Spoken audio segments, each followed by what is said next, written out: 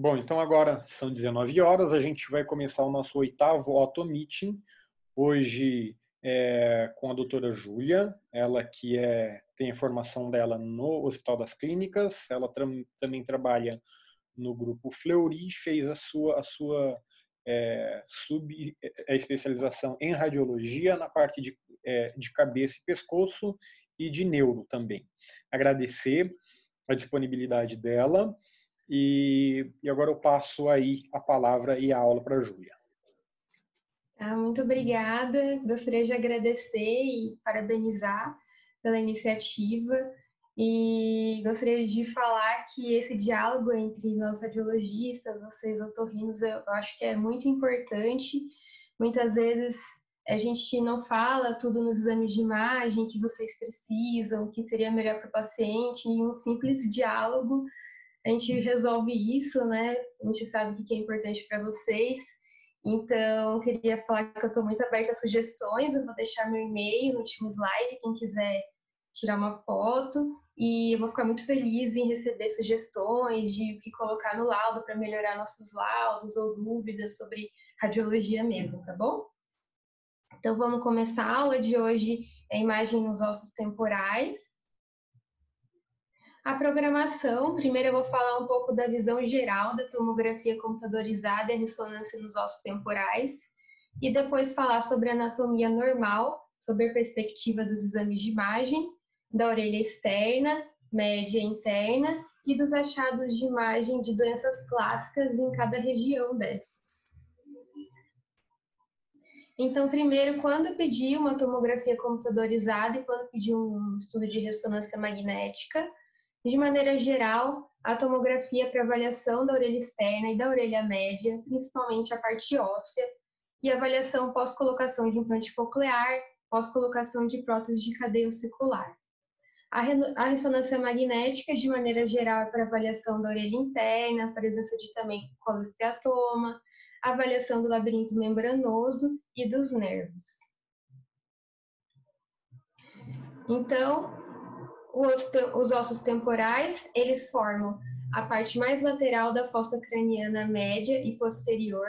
Eles têm um amplo contato com o osso esfenoide e com o osso occipital.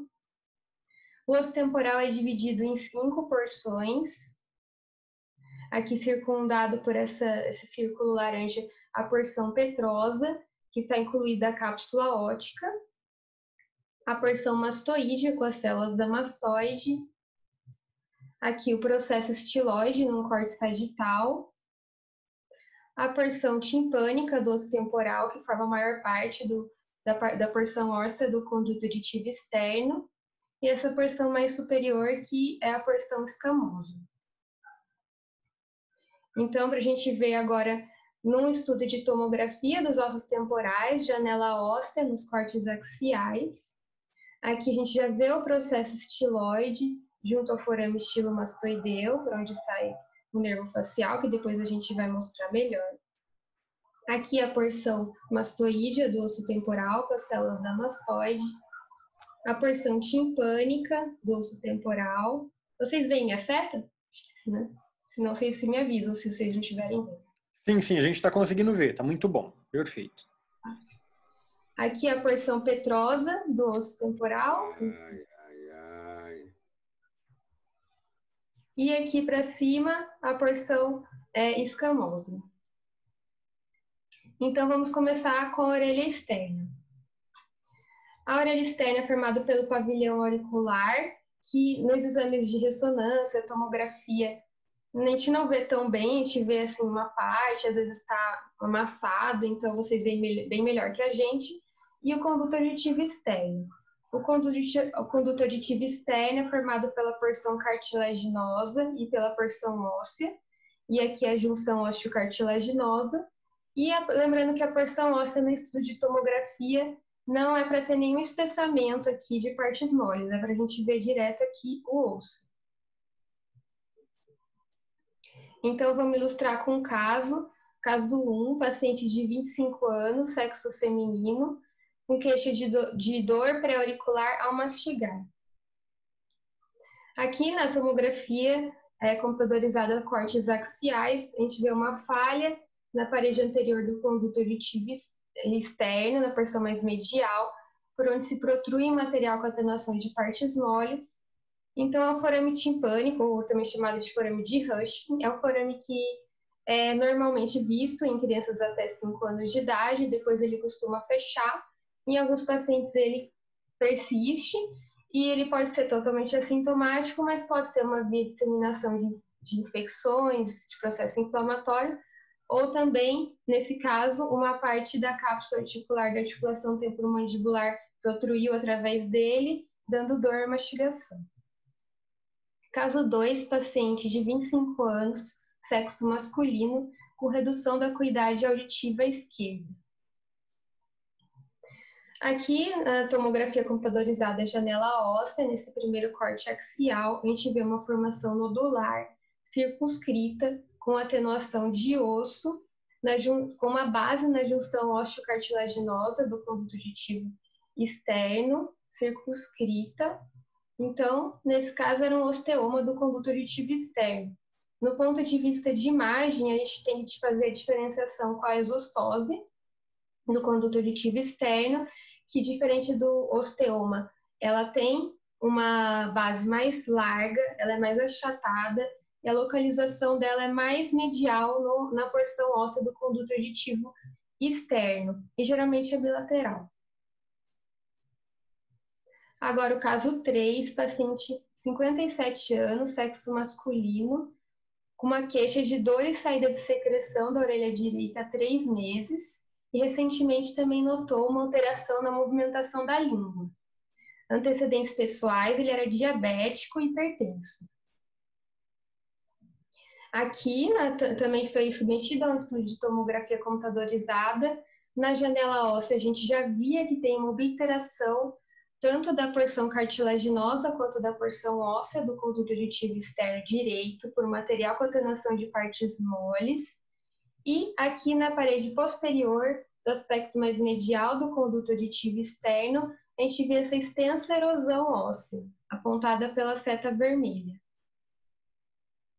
Aqui. Fora isso, tinha bastante secreção preenchendo as células da mastoide, a cavidade timpânica e, por vezes, com formação de nível hidroaéreo. Era possível ver uma reação periosteal, como se fosse esse borramento aqui do osso, do arco zigomático, na articulação temporomandibular, também no osso esfenoide e na porção timpânica do osso temporal. Além disso, aqui no corte sagital, evidenciava melhor um aumento do espaço articular da articulação temporomandibular, com erosões ósseas, tanto na eminência piramidal e tanto quanto na fossa articular. Aqui era possível ver um acometimento da parede do canal do forame espinhoso, que é por onde passa a artéria meningea média. O forame oval, logo aqui na frente, estava preservado. E tinha uma extensa erosão do clivus, aqui da porção direita do clivus. Nos cortes mais inferiores, a gente via que o canal do nervo hipoglosso estava alargado e com erosão de suas paredes. E no corte coronal,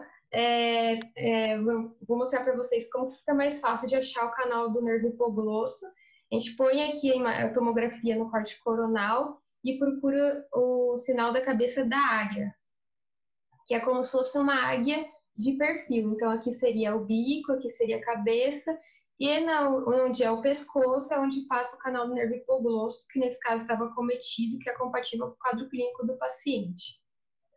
Continuando na tomografia computadorizada, só que nas fases pós-contraste, na janela de partes moles, era possível ver um intenso processo inflamatório com densificação, espessamento das partes moles da base craniana direita, com uma coleção hipoatenuante com realce periférico pelo meio de contraste, junto à articulação temporomandibular à direita.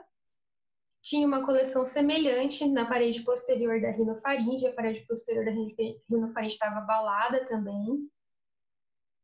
E os espaços cervicais que esse processo inflamatório acometia, mucosofaríngeo, pré-vertebral, retrofaríngeo, Dendier, o espaço mastigatório, o espaço carotídeo, inclusive com envolvimento circunferencial da artéria carótida interna, e articulação temporomandibular também. O paciente foi submetido a um estudo de ressonância magnética, essa é uma sequência ponderada em T1, após a administração do meio de contraste, era possível ver um realce do espaço mastigatório à direita, que a gente já via na tomografia que tinha um processo inflamatório, que fica mais fácil de ver, e também um realce tanto do clivus quanto do ápice petroso também. Aqui evidenciava um corte mais para baixo, o realce também pelo meio de contraste do conduto uditivo externo, do espaço mastigatório, da articulação temporomandibular, do clivus, do ápice petroso. E o canal do hipoglosso, aqui, se a gente for comparar aqui, o lado esquerdo normal, bonitinho, o lado direito com esse tecido pelo realce pelo meio de contraste. Aqui é uma sequência ponderada em T2, a gente via aqui essa secreção nas células da mastoide, um edema nas partes moles da base do crânio e também o hipersinal do clivus. Essa é uma sequência ponderada em difusão. As coisas que ficam com alto sinal na difusão, elas podem ser por uma restrição à difusão das moléculas de água ou também por um efeito T2, porque a sequência de difusão é uma sequência ponderada em T2. Então, como que a gente faz para ver se essa restrição à difusão das moléculas de água é verdadeira ou não? A gente sempre tem que olhar o mapa DC, que é essa sequência. Se tiver preto no mapa DC, quer dizer que, e branco na difusão, quer dizer que realmente há uma restrição à difusão das moléculas de água. E são várias coisas que dão uma restrição à difusão das moléculas de água nos estudos da ressonância. Por exemplo, o colesteatoma faz isso, um abscesso faz isso, como é nesse caso, um tumor muito hipercelular também faz uma restrição à difusão, e também um edema citotóxico, no caso do AVC. Nesse caso, era aquela coleçãozinha na parede posterior da rinofaringe, que estava restringindo a difusão, então era uma coleção de pus. Então, nesse caso era uma otite externa necrotizante, também chamada de otite externa maligna, e no exame de imagem, o que a gente vê? Um processo inflamatório no conduto uditivo externo, com acometimento das partes moles e erosão óssea. Caso 4, ainda referente à orelha externa, paciente de 2 anos, sexo masculino, com uma queixa de malformação da orelha direita. Esse é um estudo de tomografia. Aqui, onde tem esse círculo verde, é uma reconstrução 3D, que é o que a gente faz para ter um exame físico mais ou menos, para ter um pouco da ideia do exame físico. É claro que é pior que o exame físico, mas só para a gente ter uma ideia da aparência do paciente, das lesões. E também dá para fazer reconstrução 3D de outras coisas, como via aérea, como labirinto, membranoso. Mas esse aqui a gente fez a reconstrução da orelha. A gente via que tem uma formação do pavilhão auricular, com a microtia, uma baixa implantação da orelha, que é um corte coronal. Aqui um corte axial da tomografia evidenciava uma atresia tanto óssea quanto cartilaginosa do conduto auditivo externo à direita. Aqui no corte coronal também a gente vê que não tinha o conduto auditivo externo. A cadeia ossicular era bastante mal formada aqui e fundida placa trésica, e a caixa timpânica era preenchida por esse material com atenuação de partes moles. Nesses casos de atresia de conduto auditivo externo, é importante a gente sempre ter cuidado com esse material que preenche a cavidade timpânica, porque se ele começa a ter um efeito, se ele tem um efeito erosivo, um efeito expansivo, a gente tem que suspeitar de um colesteatoma congênito e, de repente, até se houver dúvida, fazer uma ressonância magnética. Então, agora vamos partir para a orelha média, primeiro falar da anatomia e depois dos casos. Aqui o limite lateral da orelha média é a membrana timpânica. Ela tem esse aspecto bem fininho, como se fosse um fio de cabelo na tomografia computadorizada, esse aspecto normal dela. Se está muito fácil de ver ela, provavelmente ela vai estar espessada no exame físico de vocês. Aqui um corte coronal para evidenciar o esporão de Chaussé, que na tomografia, no corte coronal, ele fica mesmo com esse aspecto bem pontudo, que a gente tem que se atentar, principalmente nos casos de colesteatoma, ver se ele está erodido. E a orelha média é dividida em epitímpano. Se a gente traçar uma linha que pega do esporão de Chaussé até o canal do nervo facial na sua porção timpânica, até o tegmen timpânico, vai ser o epitímpano. O mesotímpano dessa linha até a linha do ângulo timpânico ao promontório coclear e para baixo o hipotímpano.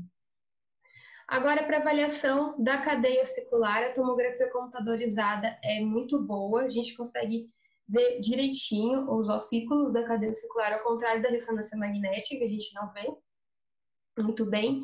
Então, aqui no corte axial, a gente vê a clássica imagem de sorvete de casquinha, que a gente fala que o sorvete é o martelo, a cabeça do martelo, a articulação incudumaleolar, o corpo da bigorna e o ramo curto da bigorna. Essa articulação incudumaleolar, o certo é estar assim mesmo, encostadinho. No aumento desse espaço, a gente tem que, em contexto de trauma, por exemplo, a gente tem que suspeitar de uma disjunção da cadeia ossicular. Então, corte mais para baixo, a gente vê o two dot sign, que é uma nube do martelo, o ramo longo da bigorna, se articulando com a cabeça do estribo. E aqui a gente vê o estribo no corte axial, ele também tem essa atenuação de parsimoles, ele também é bem assim, discreto na tomografia. É a crura anterior, a crura posterior, a platina se articulando na janela oval, e essa é a aparência normal dele. Se ele está muito branquinho também, ou se a gente consegue ver ele, apesar da caixa timpânica estar preenchida por secreção, com atenuação de parsimoles, e ele tiver mais hiperatenuante, provavelmente ele está com osteite. Outros reparos da orelha média que a gente pode evidenciar na tomografia, o recesso facial, aqui em azul, a eminência piramidal com o músculo estapédio, e o seio timpânico, que a gente sempre tem que prestar atenção no caso de colesteatoma, por exemplo, se tem alguma lesão de colesteatoma aqui, porque na cirurgia de vocês é um pouco mais difícil de acessar o seio timpânico.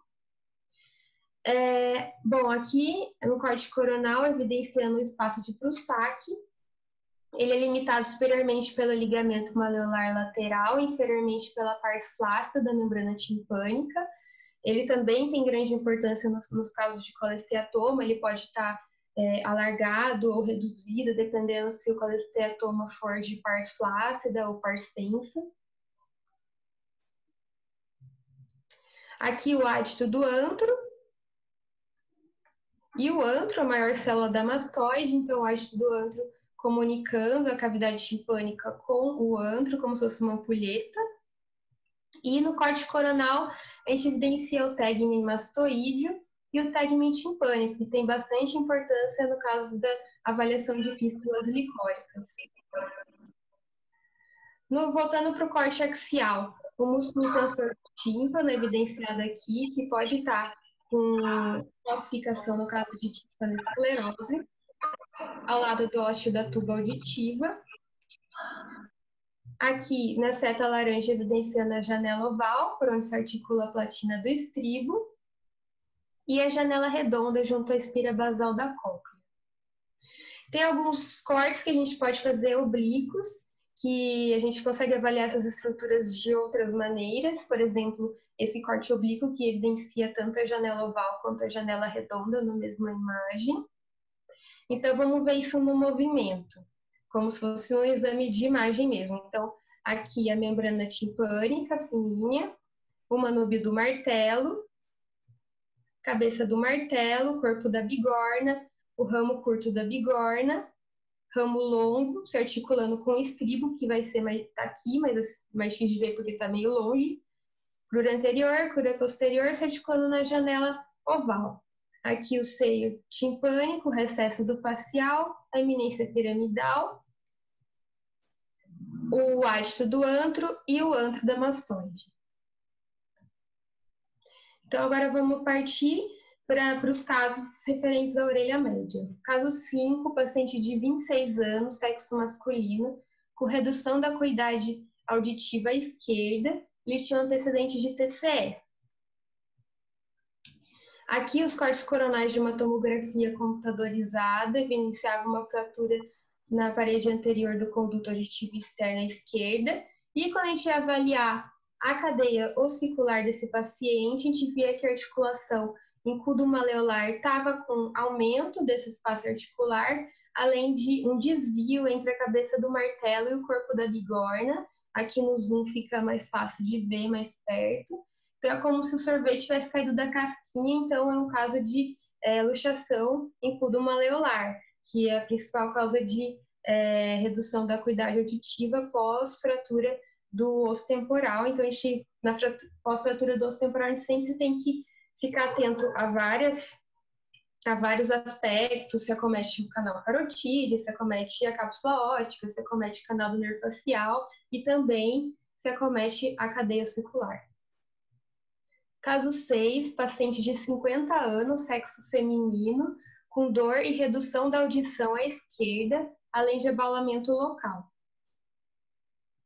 Esse paciente foi submetido a um estudo de tomografia computadorizada que evidenciava um preenchimento das células da mastoide, do antro, por secreção, da cavidade timpânica também, e nos cortes mais inferiores a gente via essa erosão óssea junto ao processo mastoide, uma descontinuidade.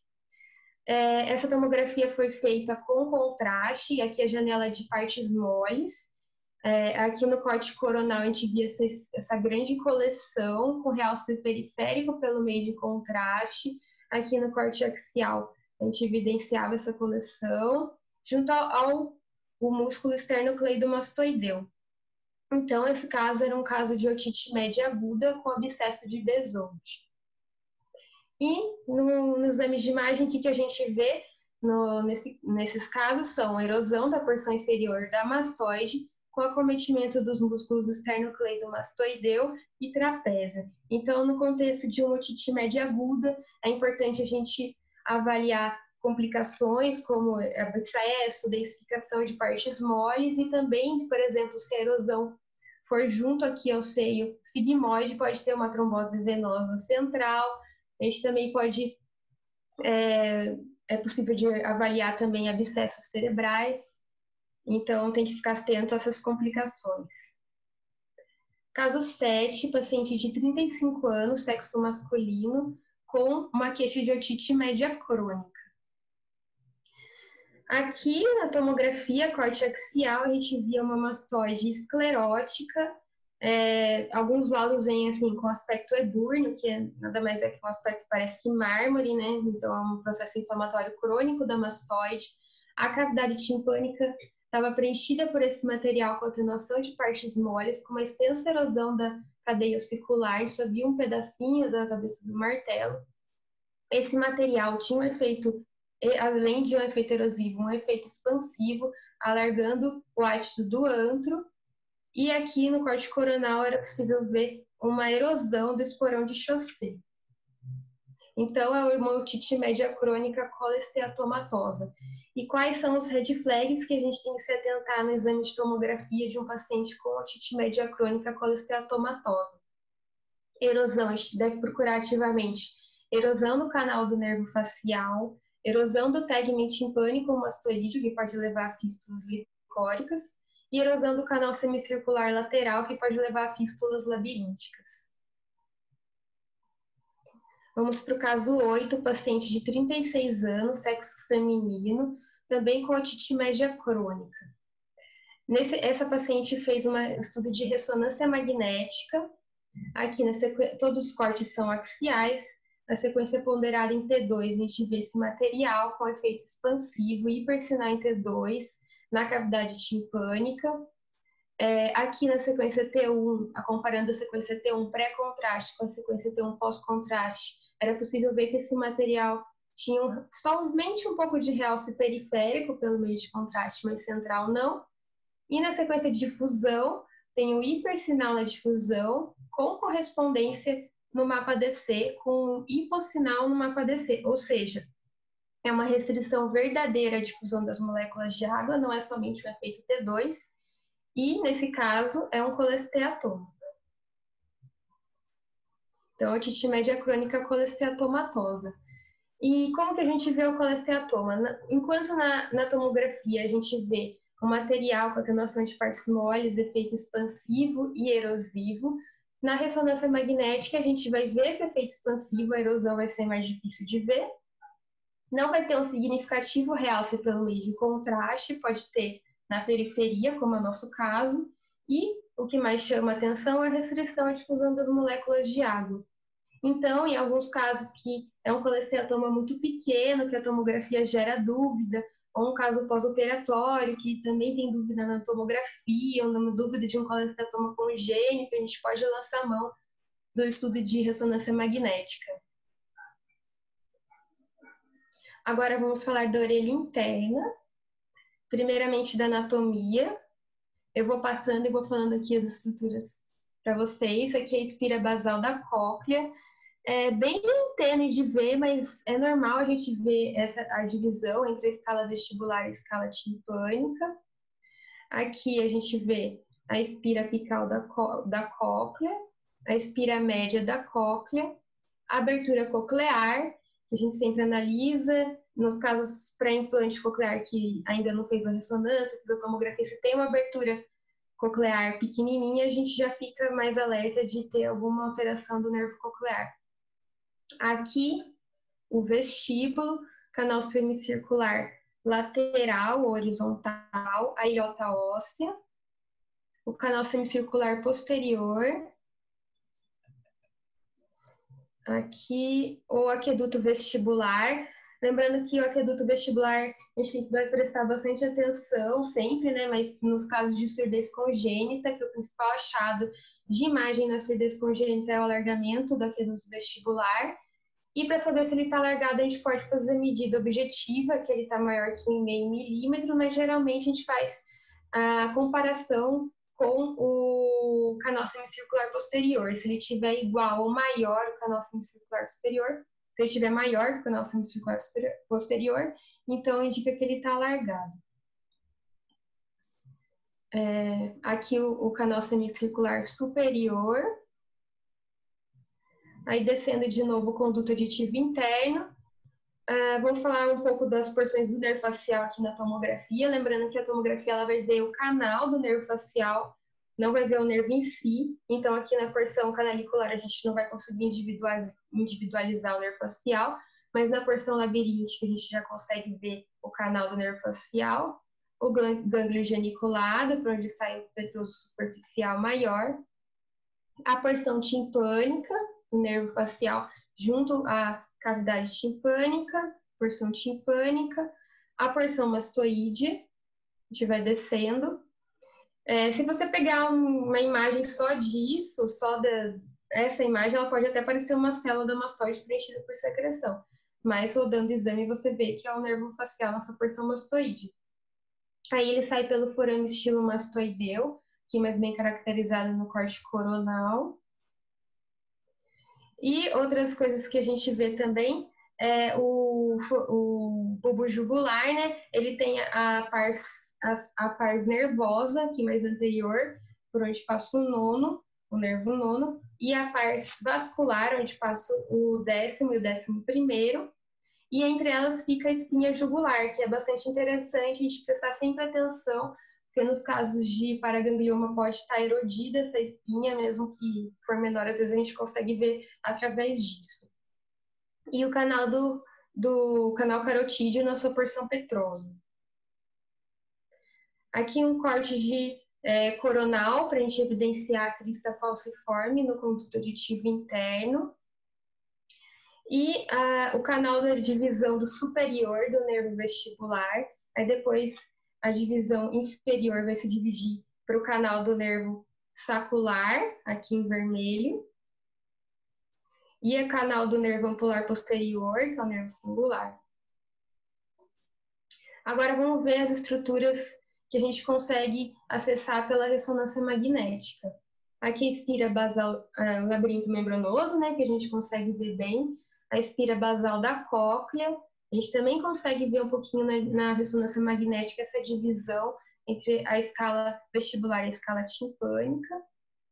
A espira média da cóclea, a espira apical, o modíolo com abertura coclear, com o nervo coclear, aqui o vestíbulo, canal semicircular lateral, canal semicircular superior e o canal semicircular posterior, e aqui o conduto auditivo interno com o facial e o vestíbulo coclear em suas divisões. Bom, uma coisa bastante importante da gente fazer em todo o exame também é ver o corte sagital oblíquo do conduto auditivo interno, que ele permite uma caracterização melhor dos nervos dentro do conduto auditivo interno. Então, aqui seria anterior do paciente, aqui seria posterior, superior, inferior. Para decorar, tem esse mnemônico que é 7-up, coke down, né? Então, o facial vai estar aqui superior, o coclear inferior, lembrando que o coclear tem que ser igual, maior do que o facial, nessa espessura aqui nesse corte, o vestibular superior e o vestibular inferior. Então, 4 pontinhos. Aqui é uma reconstrução da sequência Fiesta-MIP, só para a gente ter uma visão mais geral, assim, da ressonância. Aqui o conduto auditivo interno, a cóclea, canal semicircular lateral, vestíbulo e o canal semicircular posterior. Agora vamos para os casos referentes à orelha interna. O caso 9, paciente de 30 anos, sexo feminino, com queixa de tontura. Aqui é um corte de tomografia computadorizada oblíqua, que a gente conseguia ver uma deiscência do canal semicircular superior, ou seja, tem uma falha aqui no revestimento ósseo do canal semicircular superior, então a deiscência desse canal, e existem algumas reformatações que a gente pode lançar a mão que ajudam para a gente avaliar no caso de deiscência, lembrando que a gente sempre tem que procurar a deiscência do canal semicircular posterior também, do lateral também, mas enfim, essa do superior, e a gente lança a mão de algumas reconstruções. A longitudinal oblíqua, que também é chamada de Stenvers, que é paralela ao maior eixo do osso temporal, e a transversa oblíqua, que é a Pochel, que é perpendicular ao maior eixo do osso temporal. Nesses casos de deiscência, também é interessante a gente avaliar se essa deiscência tem uma localização mais medial e com aspecto de mordida, que pode ser por uma insinuação do seio petroso superior. Nesses casos, para confirmação, a gente pode fazer um estudo de tomografia computadorizada, angiotomografia, né? Com a fase venosa, para ver se contrasta essa região, porque pode ajudar na hora da abordagem cirúrgica. Agora, o caso 10, paciente de 40 anos, sexo feminino, com redução da acuidade auditiva direita. Aqui, a paciente foi submetida a uma tomografia computadorizada, corte axial, janela óssea. A gente viu um foco hipotenuante na localização da fissura antifenestra. Essa paciente já tinha sido submetida a uma cirurgia de prótese de estribo, então a tomografia computadorizada é boa para avaliação após colocação da prótese, e a gente vê que a prótese, que era para estar articulada aqui com a janela oval, ela está deslocada posteriormente. Então, era um caso de otoesclerose com próstata estapediana deslocada. Aqui é outro caso de otoesclerose um pouco mais exuberante, também na fissura antifenestra, para ilustrar. Sempre no caso de otoesclerose, no exame, a gente sempre tem que avaliar como que está a perviedade da janela oval. E aqui é um caso super exuberante bilateral que também tinha acometimento de otoesclerose também, com acometimento também da região pericoclear, bilateral.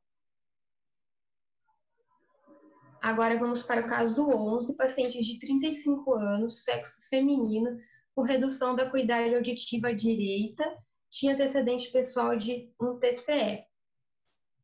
Aqui na tomografia computadorizada, cortes axiais, todos eles, a gente via uma fratura transversa do osso temporal cometendo a cápsula óptica.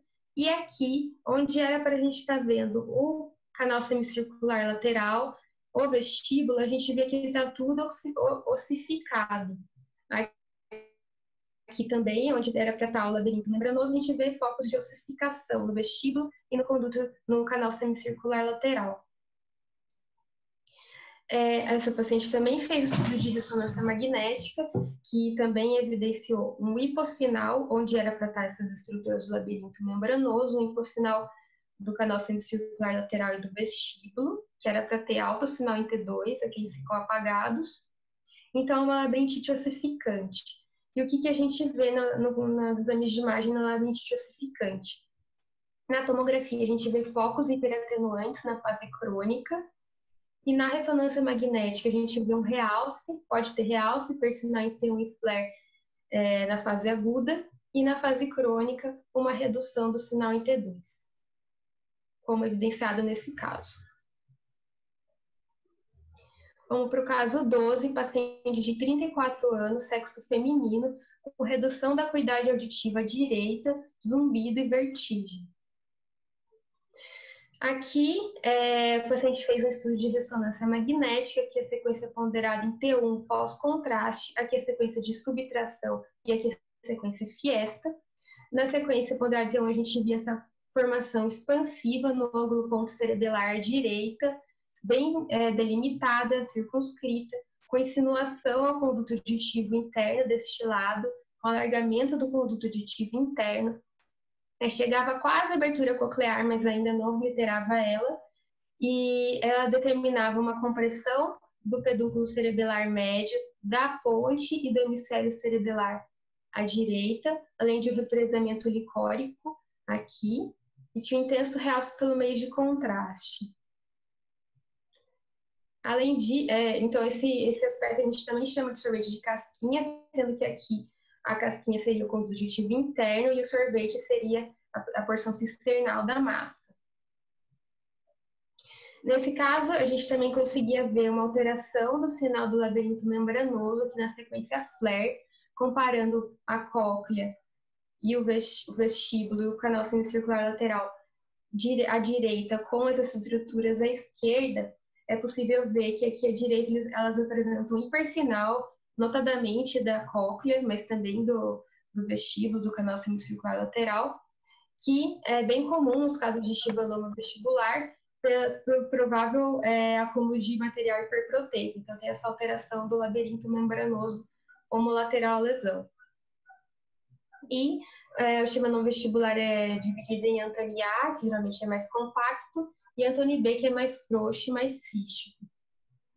Vamos para o caso 13, paciente de 40 anos, sexo feminino, com redução da acuidade auditiva, agora à esquerda. Esse paciente também tinha uma massa no ângulo ponto cerebelar, só que à esquerda, e diferente do caso anterior, essa massa apresentava uma ampla base dural junto ao clivus, junto ao osso temporal, tinha realce também pelo meio de contraste. Ela se insinuava no conduto auditivo interno, mas não alargava ele.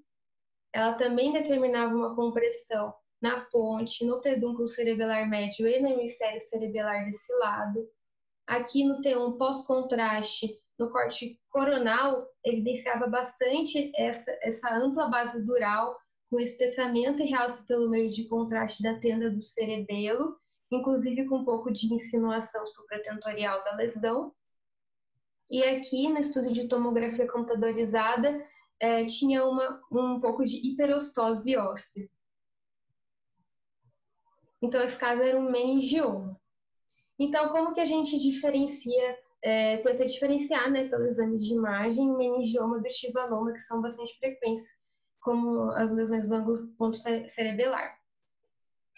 A gente lança a mão de algumas características, né? Primeiro, a cauda dural. Enquanto no chivanoma ela é bastante rara, no meningioma ela é bastante frequente, essa ampla base dural, com realce pelo meio de contraste.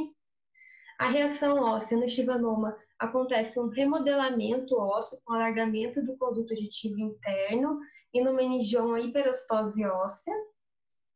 O ângulo de interface da lesão com o osso temporal, como evidenciado aqui nessas imagens, no chivanoma ele é agudo, aqui com o osso temporal formando com a lesão aqui, enquanto no meningioma geralmente ele é obtuso, aqui o ângulo formado da lesão com o osso temporal. Calcificação de chivanoma é rara, em meningioma até 25%, os cistos, chivanoma até 10%, meningioma é raro, e extensão intracanalicular é frequente no chivanoma e no meningioma é raro. Vamos partir agora para o caso 14, paciente de 50 anos, sexo feminino, com déficit auditivo à direita e cefaleia. Essa paciente foi submetida a uma ressonância magnética do crânio e uma ressonância magnética dos ossos temporais. A ressonância magnética do crânio, aqui tem um pós-contraste, evidenciava lesões predominantemente subcorticais, supra- e infratentoriais, com realce pelo meio de contraste, aqui no verme cerebelar também. Além disso, tinha uma lesão nodular no conduto aditivo interno à direita, com hipossinal em T2, bem delimitada, e com realce pelo meio de contraste, após a administração do meio de contraste, que a gente também via um realce aqui do labirinto membranoso. Nesse caso, ela foi submetida a uma biópsia dessa lesão no conduto aditivo interno, que veio uma metástase de CA de mama que ela não conhecia. Então, às vezes as metástases no conduto aditivo interno, elas simulam, se você olhar só essa imagem, pode muito bem ser um chivanoma. Então, tem algumas coisas que você suspeita, né, de ser metástase, como a rápida evolução dos sintomas, história de neoplasia, que nesse caso ela não conhecia, mas se conhecesse ajuda bastante, e as lesões múltiplas, que foi o caso dessa paciente, que foi o que ajudou nesse caso, ela tinha também lesões nos cerebrais também, né? Agora o caso 15, paciente de 6 anos, sexo feminino, com acompanhamento pós-implante coclear.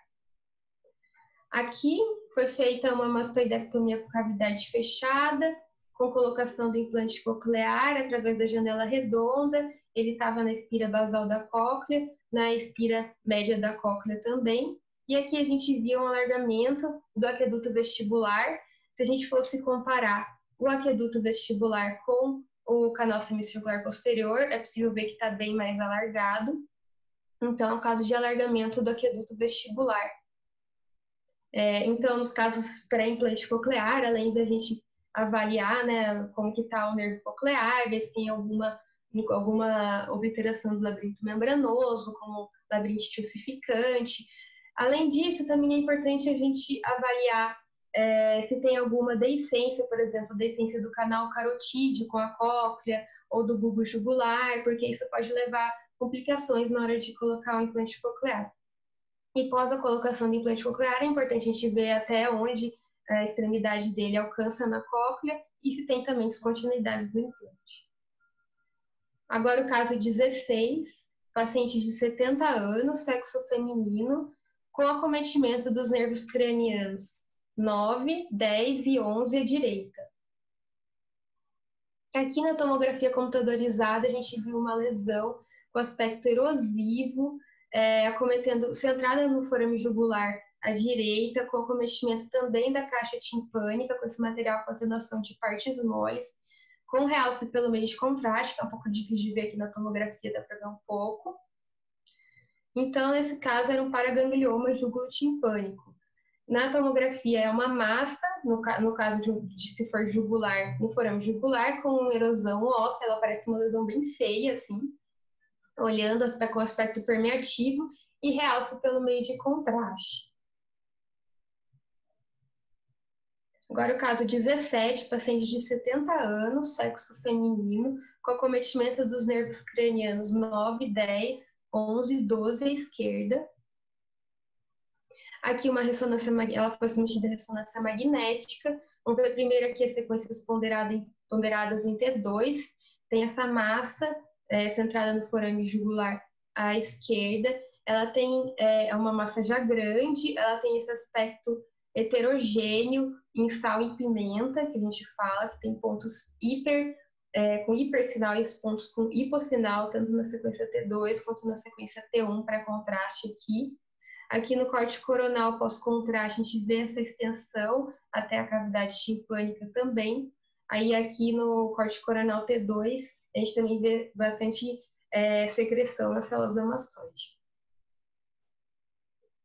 Essa paciente também tinha uma lipossubstituição da hemilíngua esquerda como achado adicional, o exame não era para isso, né? Mas tinha uma lipossubstituição demonstrada aqui com alteração do sinal e aqui também um abalamento da base da língua esquerda, isso pelo acometimento do canal do hipoglosso.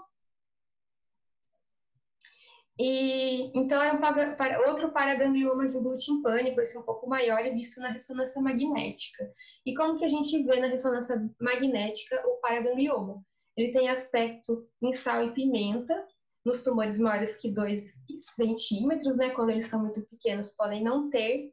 E o que é esse aspecto em sal e pimenta? Ele tem pontinhos pretos e pontinhos brancos, sendo que os pontinhos pretos são flow void, que é a perda do sinal de fluxo nas sequências de ressonância, e que é o sinal de fluxo na sequência de ressonância, e também focos de hemorragia. Então, ele fica heterogêneo, com intenso realce pelo meio de contraste. Vamos para o caso 18, paciente de 25 anos, sexo masculino, com paralisia. Essa é uma ressonância magnética nos cortes axiais T1 após a administração do meio de contraste. O que a gente vê? A gente vê o realce no fundo do conduto auditivo interno à esquerda, da porção labiríntica do gânglio geniculado, da porção timpânica e da porção mastoide do nervo facial. Então, uma neurite facial à esquerda. Qual que é o achado de imagem da neurite facial? A gente vê um realce pelo meio de contraste das porções canalicular e labiríntica do nervo facial. As outras porções, a porção gânglio geniculado, timpânica, mastoide, elas podem ter realce pelo meio de contraste em condições normais devido ao plexo venoso ao redor do nervo, mas quando está tão assimétrico como nesse caso, a gente também valoriza. Agora eu vou mostrar 2 casos bônus, que é do ápice petroso. Caso 19, paciente de 20 anos, sexo feminino, com uma queixa de otite média aguda, dor facial e paralisia do sexto nervo à direita. Então, gradenigo. Aqui tinha um preenchimento, na tomografia computadorizada, a gente viu um preenchimento por secreção das células da mastoide direita, por vezes com formação de nível, na cavidade timpânica também.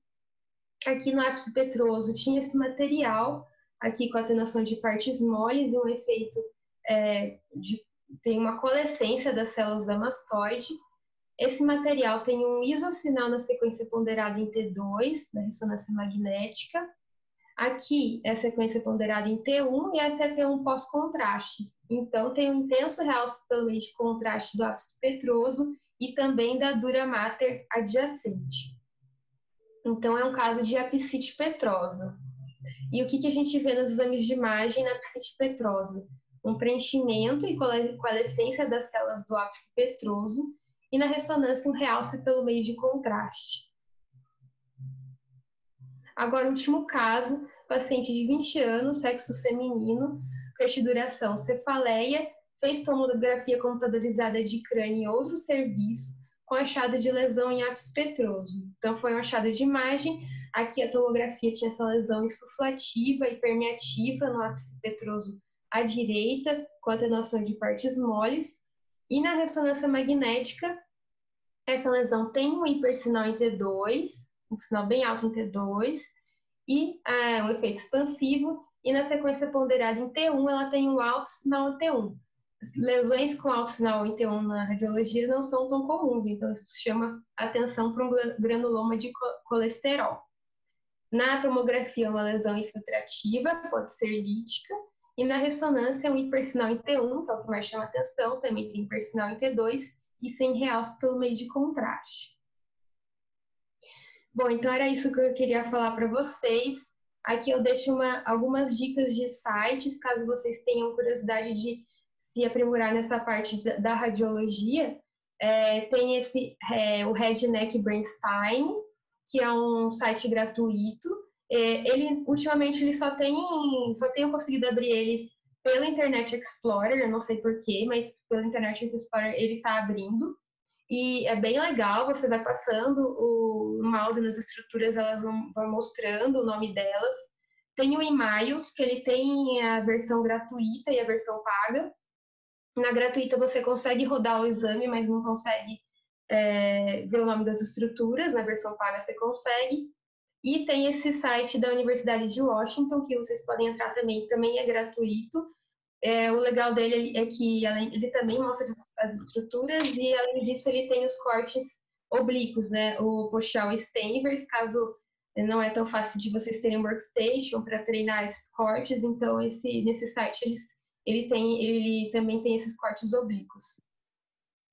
Então é isso, eu deixo aqui o meu e-mail para vocês, tanto do Gmail, tanto do Fleury. Eu ficaria muito feliz se vocês mandassem sugestões do que vocês acham que está faltando nos nossos laudos, que vocês gostariam que a gente escrevesse ou negasse alguma informação. Eu acho que esse diálogo é muito importante e só tem a acrescentar no cuidado dos nossos pacientes. Obrigada. Júlia, muitíssimo obrigado. Eu acho que, assim, atendeu as nossas expectativas, pelo menos as minhas até superaram muito as minhas expectativas a tua aula. Eu acho que abrangeu de uma maneira muito didática, muito clara a radiologia do osso temporal, que como eu disse para você antes, é uma anatomia um pouco mais complexa do que a gente costuma, dentro da otorrino talvez seja uma das mais complexas de entender, e você conseguiu, você foi muito feliz na tua apresentação e conseguiu passar para a gente com muita clareza a ideia principal da aula, tá bom? Eu tenho algumas perguntas aqui, tá bom?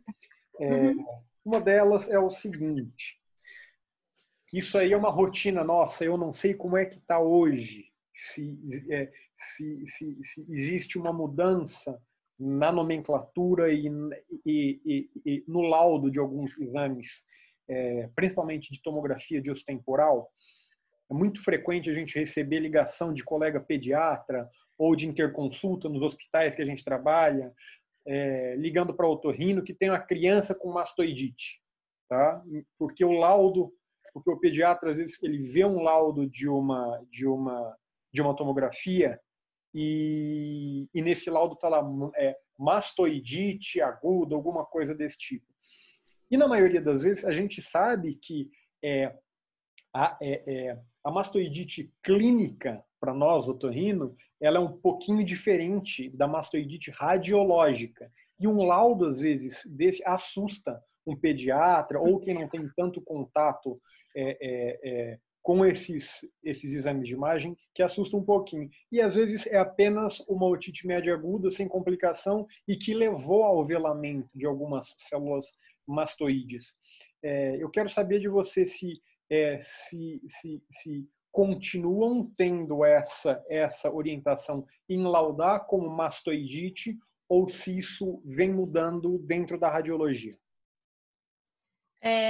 Pelo menos, acho que nos últimos anos, na minha residência, o que a gente tem recebido de orientação é deixar assim, quando tem, por exemplo, secreção, conformação de nível, a gente fala, né, que tem secreção em tal lugar, descreve, e no final pode falar, tal aspecto pode corresponder a processo inflamatório ou acúmulo de secreção, dependendo da correlação clínica.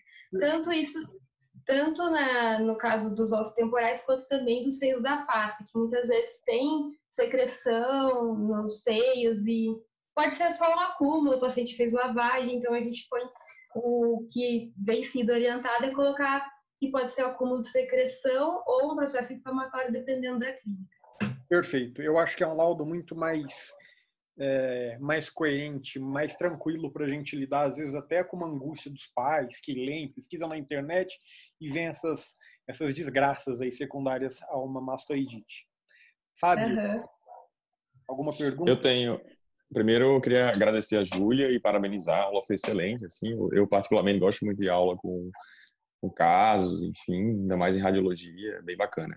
Eu tenho uma pergunta a respeito da parte mais técnica, assim, Júlia. Hoje em dia a gente recebe muitos pacientes no consultório que vêm já com muitos exames, assim, radiológicos, várias tomografias, às vezes não relacionado apenas ao ouvido, mas nariz, outra parte do corpo e tal. Existe algum consenso, assim, de limite de tomografia no ano para paciente adulto, para criança? Existe algum consenso da quantidade de radiação que esse paciente pode ser submetido por ano, enfim, algum estudo mais recente, você sabe dizer?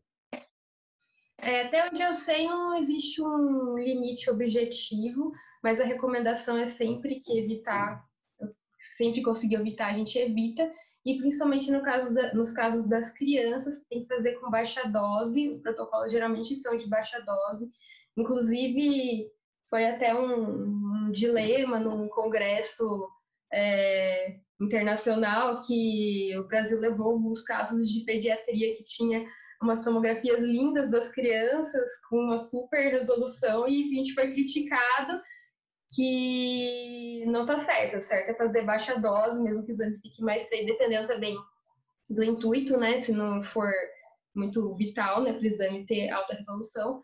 O recomendado é sempre que puder evitar a tomografia, evita, mas se for fazer, principalmente nos casos das crianças, redução, com protocolo de redução de dose, o que é mais feito, assim, geralmente já é feito nos grandes serviços, já é assim. Legal, beleza. Alguém tem alguma pergunta? Se quiser fazer por áudio, a gente é só abrir o áudio e fazer a pergunta também, está liberado para quem quiser. Se não quiser, eu tenho outra pergunta, ou na verdade, uma outra colocação. Eu acho que você foi muito feliz também, lembrando, nos casos de otite média aguda com complicação, seja uma perfuração de membrana timpânica, seja uma trombose de seio sigmoide, enfim. A necessidade de você complementar o exame de imagem não só com uma tomografia de ossos temporais, mas ampliar para crânio também. Porque, eu não sei se o Fábio lembra, no nosso fellow a gente teve um caso, você lembra desse caso? Lembro, sim. Uhum. Esse caso foi um caso que a gente teve uma paralisia facial periférica em uma criança e acabamos pedindo a tomografia de mastoide, de fato tinha uma otite média aguda apenas, não tinha trombose de seio sigmoide. Essa paciente, ela evoluiu com uma melhora da paralisia, só que tempos depois ela retornou com um déficit neurológico e no fundo ela tinha um abscesso cerebral também, que acabou nos cortes só de osso temporal, acabou não sendo detectado. Então, em caso de complicação, eu acho que vale a pena sugerir para que sempre façam aí ampliação para crânio também, né? Outra coisa que eu queria te perguntar: pré-implante coclear, sempre solicitar tomo e ressonância, ou se você pudesse optar por um exame, qual seria? Uma tomo ou seria uma ressonância? Para implante coclear, infelizmente, eu pediria os dois. Os dois. Porque os dois trazem informações diferentes e muito importantes. Por exemplo, a tomografia, ela vai evidenciar se tem alguma deiscência óssea, que a ressonância não vai mostrar. Então, se tem deiscência do canal carotídeo, se tem deiscência do bulbo jugular, como é que está essa parte, por exemplo, de repente, de ter alguma fratura, de ter alguma labirintite ossificante. Então, na tomografia, é bem importante a gente ver essa parte óssea e na ressonância magnética tem que ter para avaliação do nervo coclear, porque na tomografia a gente vai ter dicas se ele está bom ou não, pela abertura coclear, pelo tamanho das dimensões do conduto auditivo interno, mas a certeza que ele está lá bonitinho só vai ser com a ressonância e avaliar o corte sagital do conduto auditivo interno na sequência Fiesta, que a gente consegue ver direitinho a espessura dele. Legal. Júlia, o Leonardo Amorim, ele está perguntando se você poderia mostrar de novo aquele 7-Up Coke Down, tá? Claro. É muito importante essa imagem que ela mostrou, porque é uma questão frequente em provas de título de otorrino. Essa é uma questão frequente, e a outra questão frequente é aquela tabela que a Júlia mostrou sobre diferenciar um meningioma, né, de um neurinoma, e também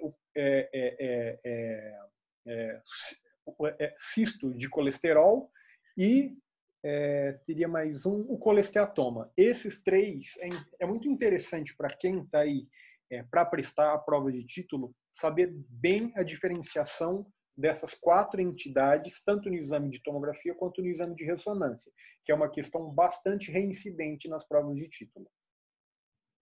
Legal, e também a diferenciação de exostose para osteoma também, né? Nessas imagens que ela colocou na parte tomográfica, que é uma visão diferente, pode ser cobrada. Né? Achei bem bacana. Inclusive, eu peguei hoje no consultório uma exostose, assim.